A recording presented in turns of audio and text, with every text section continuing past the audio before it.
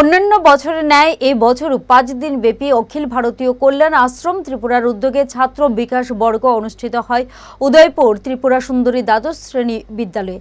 বুধবার সকাল 7:30 নাগাদ ছাত্র বিকাশ বর্গ অনুষ্ঠানের সমাপ্ত দিনে বর্ণাঢ্য শোভাযাত্রা র্যালি বের হয়। এই শোভাযাত্রা র্যালি উদয়পুর শহরের বিভিন্ন পথ পরিক্রমা করে। এই র্যালিতে থাকা সকল ছাত্রছাত্রীদেরকে এলাকার লোকজনরা পুষ্প বর্ষণের মাধ্যমে শুভেচ্ছা জানান। র্যালিতে উপস্থিত ছিলেন অখিল ভারতীয় ছাত্রাবাস প্রমুখ এ.কে. শ্রীধরন, উত্তর পূর্বাঞ্চল ছাত্রাবাস প্রমুখ তিলেশ্বরী ডেকা, ছাত্র বিকাশ বর্গ সঞ্চালন সমিতির কনভেনার অভিজিৎ চক্রবর্তী সহ আরও অনেকে।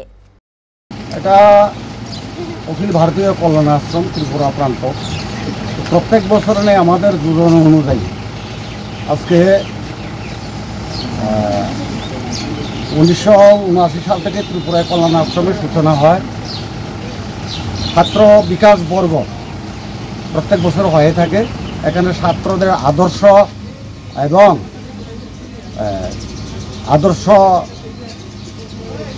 ছাত্রাবাস তৈরির এগুলি করা হয় এবং সমাজকে একত্রিত করার জন্য এই উদ্দেশ্য নিয়ে আমরা আজকে অনেক বছর ধরে কাজ করে চলছি।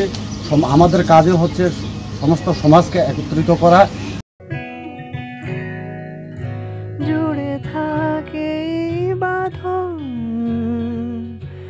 আপনার চেয়েও আপন, জুড়ে থাকে বাঁধন আপনার চেয়েও আপন।